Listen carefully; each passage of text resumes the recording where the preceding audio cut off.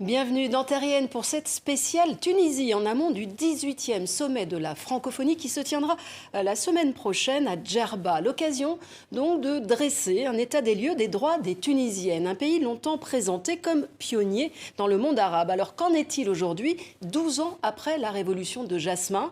Eh bien aujourd'hui encore, c'est la question de l'héritage qui est au cœur des revendications des féministes tunisiennes. Quand on est une fille, une épouse, une sœur, en Tunisie, on n'hérite que de la moitié de celui qui est au même rang dans la famille. L'avocate et militante Bochra Belhadj Mida nous explique pourquoi ce combat reste une priorité.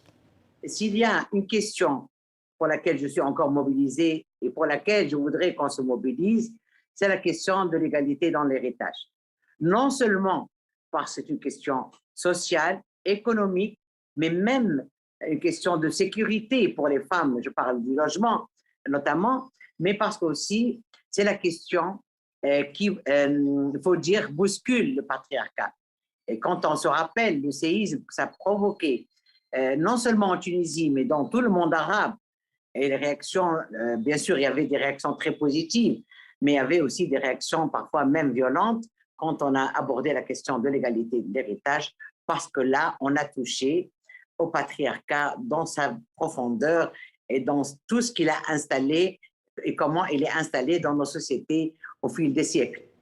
Oui, et pour cette militante des droits humains, il faut changer la loi, car aujourd'hui, plus rien ne peut justifier cette inégalité venue d'un autre temps. S'il y avait une justification, il y a 15 siècles, c'est-à-dire que les femmes, non seulement ne travaillaient pas, une grande, la majorité écrasante, parce qu'il y avait des femmes qui travaillaient, notamment la femme du prophète qui était commerçante, mais la majorité écrasante des femmes ne travaillaient pas. Dans la religion, les femmes étaient prises en charge de leur naissance jusqu'à leur décès. Aujourd'hui, ce n'est plus le cas.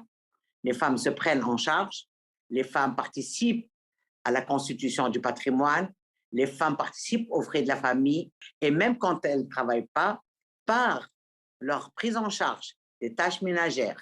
Ce n'est plus seulement les tâches ménagères, les femmes tunisiennes.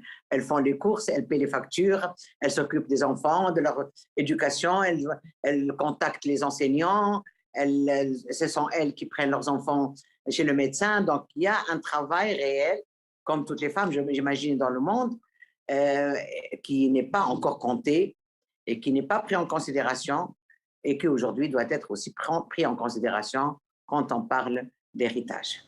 Voilà un dossier complet à retrouver sur notre site. La semaine prochaine, Terrienne sera à Djerba en Tunisie pour évoquer la place et le rôle des femmes en francophonie. Bonne suite de programmes sur TV5 Monde.